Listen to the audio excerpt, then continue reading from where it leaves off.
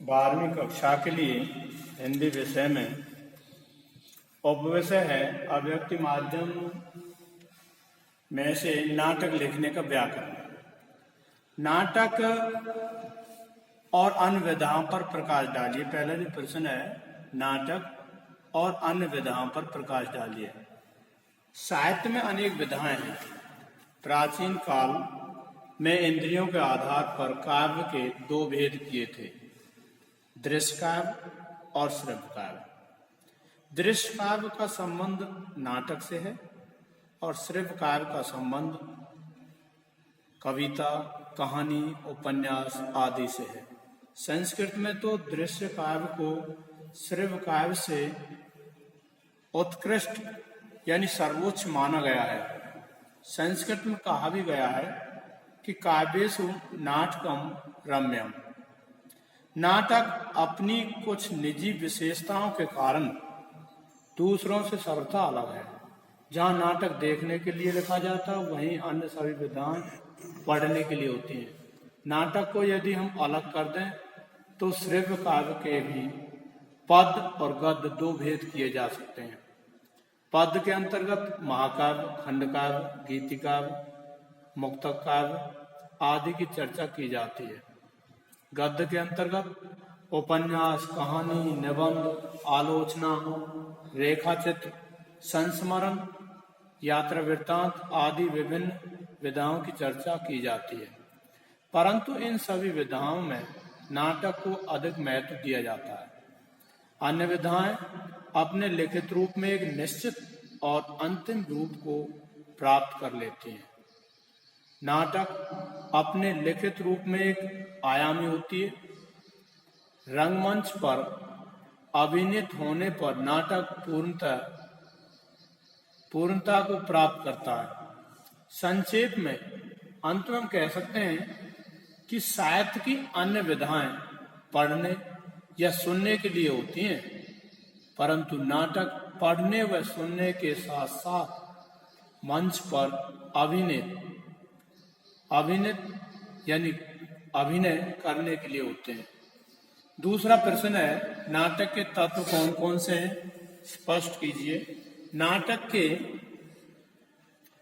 जहां तक नाटक के तत्वों का प्रश्न है, भारतीय विद्वानों में नाटक के केवल तीन तत्व माने हैं। परंतु तीन तत्व माने कौन से? वस्तु, नेता तथा रस। परंतु नाटक के अंतर्गत उन्होंने वृत्ति का विवेचन भी किया और अभिनय को नाटक का मूल तत्व माना। इस रूप में कथा वस्तु, पात्रों का चरित्र चित्रण, रस, अभिनय, वृत्ति नाटक के 5 तत्व कहे जाते हैं। परंतु जो पाश्चात्य आचार्य हैं, पश्चिमी आचार्यों ने नाटक के 6 तत्व माने हैं। ये है कथा वस्तु, पात्र और चरित्र चित्रण, संवाद जिसे हम कथोपकथन कहते हैं, उद्देश्य, भाषा शैली, देश काल। परंतु 7वां तत्व अभिनेता, क्योंकि अभिनय करना भी बहुत ही जरूरी है नाटक में। नाटक का जो 7वां तत्व है वो अभिनेता भी आवश्यक है। कथा वस्तु, सबसे पहला जो कथा वस्तु है, जिसमें नाटक का प्रथम महत्वपूर्ण तत्व है कथा वस्तु। सबसे पहले नाटककार को नाटक का कथ्य किसी कहानी के रूप में किसी शिल्प अथवा फॉर्म द्वारा प्रस्तुत करना होता है।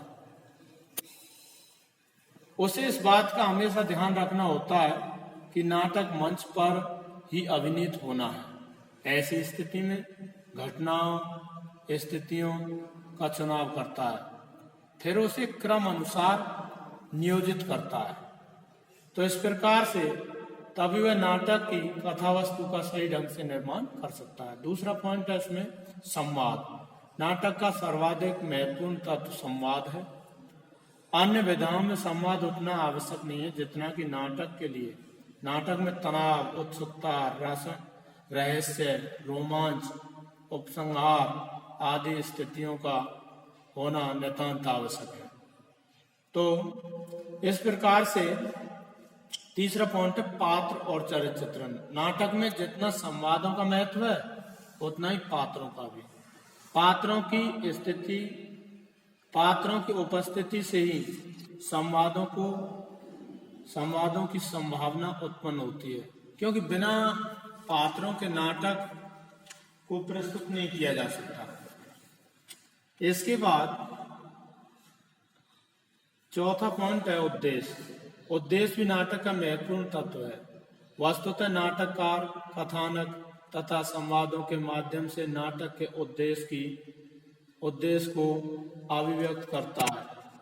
नाटक के शिल्प और संरचनाओं द्वारा ही नाटककार अपने तत्व को व्यंजित करता है।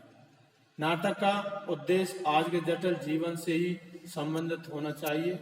वह जीवन की विभिन्न समस्याओं, कठिनाइयों, कठिन परिस्थितियों से भी संबंधित होता है। पांचवा पॉइंट है शिल्प या भाषा शैली। भाषा शैली भी इसका मुख्य तत्व है, क्योंकि भाषा शैली कथानक, पात्र चरित्र चित्रण, संवाद और भाषा शैली में उनका जो पात्र हैं उनकी भाषा कैसी होनी चाहिए, समय के अनुसार होनी चाहिए, भावानुकूल होनी चाहिए। तो इस प्रकार से इसका छठा पॉइंट है देश काल, कि नाटक किस प्रकार से, किस रूप में देश काल यानी किस समय और स्थान पर प्रस्तुत किया जा रहा है। तो बच्चों, इस प्रकार से आपको पहला प्रश्न है, ये दूसरा प्रश्न है, ये दोनों प्रश्न अपनी कॉपी में लिखने हैं, अपनी किताब से भी, और याद करने हैं।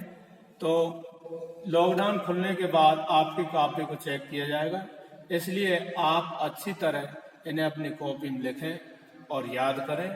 दूसरी बात, कभी भी स्कूल के अध्यापकों की टीम आपकी काम को चेक करने के लिए आ सकती है, इसलिए आप अपने काम को अच्छी तरह लिखें और याद करें। धन्यवाद।